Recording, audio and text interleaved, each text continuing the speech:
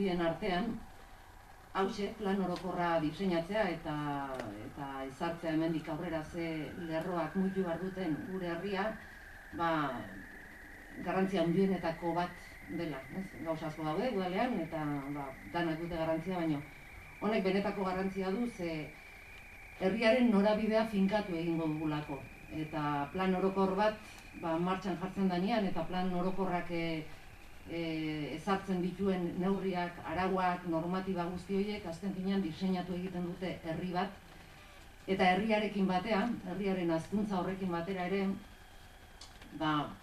barruko bizimodua, elkar bizitzako moldeak eta gauza asko eta asko aldatu daitezke horren arabera, ez? Horregatik berriro, eskerrik asko zuen implikazioagatik eta onaino etortzagatik, ez? Gainera kontutan hartuta, udako azken egunetan gaudela eta izugarrizko giro zoragarria daula hondartzara joateko. Bueno, esan dut herriaren norabidea markatzen duen zerbait dela, plangintza urbanistiko hau, bizimoldeak ere eratu daitezkela, segun eta ze aukerak hartzen dian, eta kontutan izan behar dugu azken 50 urteetan hirigintzak ere horrelako garapen desarrollista bat edo eukidula, ez? Zorionez, Usurbilek nik uste eukidula sorte bat edo ze arrazoi desberdinetatik nolabait heldu gintzaio herriaren izaerari eta Usurbilen nortasunari, ez? Ikusi besterik ez daukagu, ondoan daukagun Lasarteren eredua ze gertatu zen eta nolako auzo handi bilakatu zen eta nolabait nik uste zoriontzekoa gerala Usurbilen orain dela urte batzuk pentsatzen dut egin zela hausnarketa antzeko bat eta sensibilizazio puntu bat ere izan dela herri honetan, kezka hori sortu dela eta kezka hori mantendu egin dela herrian eta herritarrengan, eta nolabait esateko sensibilizazio puntu hori badugula usurbiltarrok, ez? Nolako herria nahi dugun eta gure herria babestu behar dugula eta jakin behar dugula zen norabidean garatu behar dugun. Esaten dudanean, hirigintzak moldatzen duela, adibide txiki bat emango dut eta nahiko esanguratsua da. Lotarako auzo horiek denok ezagutzen ditugunak, ez dira sortzen kasualidadez edo inor pentsatu ez duelako hortan. Segurazki inor pentsatu ez duelako ze eragina izango duen urbanismoak, ez?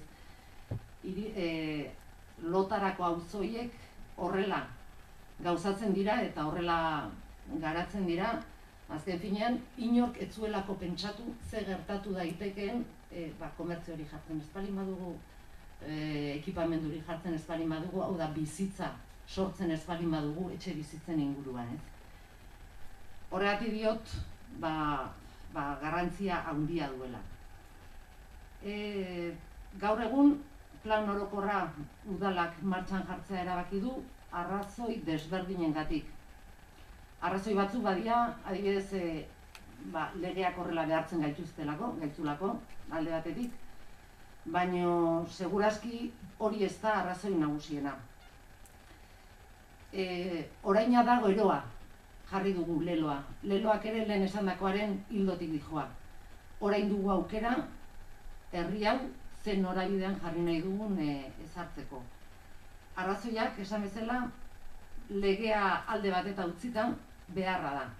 Momentu honetan, hiriaren garapen osoa eta hartzen ditugun neurriak udalean eta daude baldintzatuta arau subsidiarioak markatzen dutena. Arau horiek normatiba, azken finean da artikulatu bat, gauzak nola egin daitezken esateko eta lurralde batean edo eremu batean ze garapena edo industria edo etxe bizitzak edo zer jartzen dugune erabakitzeko eta nola jarri behar ditugune jarduera horiek. Horiek gaur egun indarrean daudenak 2004 urtean pentsatuta eta diseinatutakoak dira. Bistakoa da, 2004 urtean zegoen egoera, zegoen testu ingurua, zeuden beharrak ere eta irizpideak eta sensibilizazio maila eta beste hainbat aldagai ez dira gaur egun ditugunak.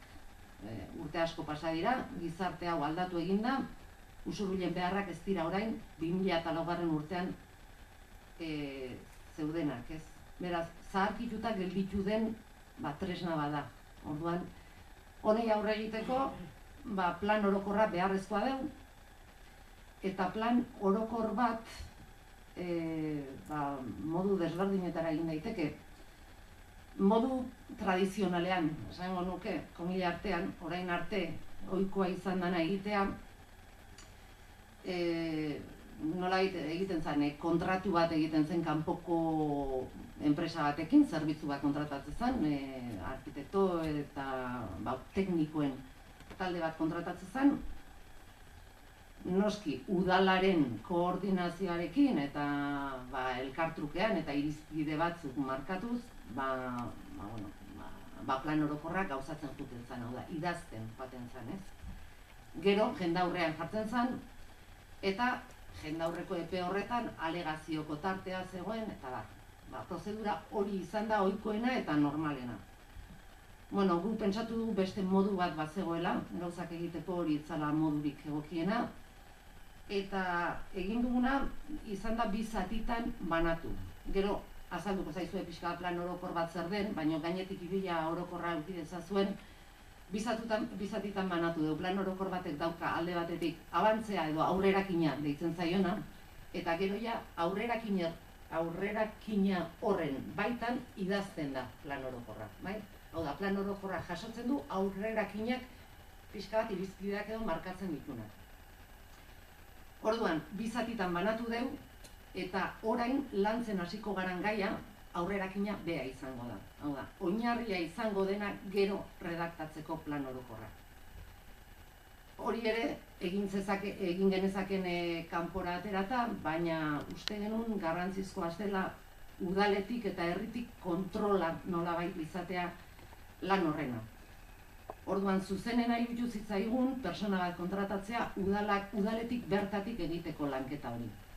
Horretarako, hilabete batzutan ja lanean hasi da, hilabete batzuk lanean hasi dela ja, eta hilabete guzti hauetan, prozesua bukatu arte, Jon Eminer arkitektoa aukiko dugu, hemen ere eskubian dagoena, udala ezagutzen du, herria ezagutzen du, ze ordezkapen batzuk egin izan ditu azken aldi honetan, udaletxean, eta iruditzen zitzaigun horrela askoz errealago beharrei hobeto erantzungo ziola eta nolabait herriak ere eta udalak kontrol gehiago izango zula emaitza horretaz, ez.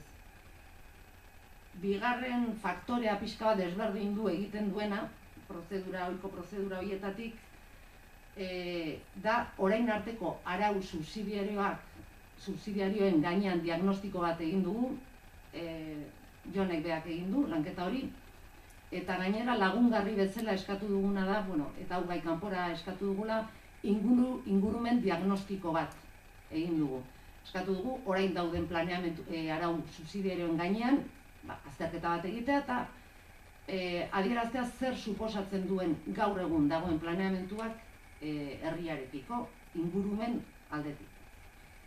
Eta hirugarren faktorea edo hirugarren aldagaia, prozesu parte hartzaile baten bitartez eramatea pentsatu genuen. Horretarako gaur ematen diogu hasieran prozesu parte hartzaile horri.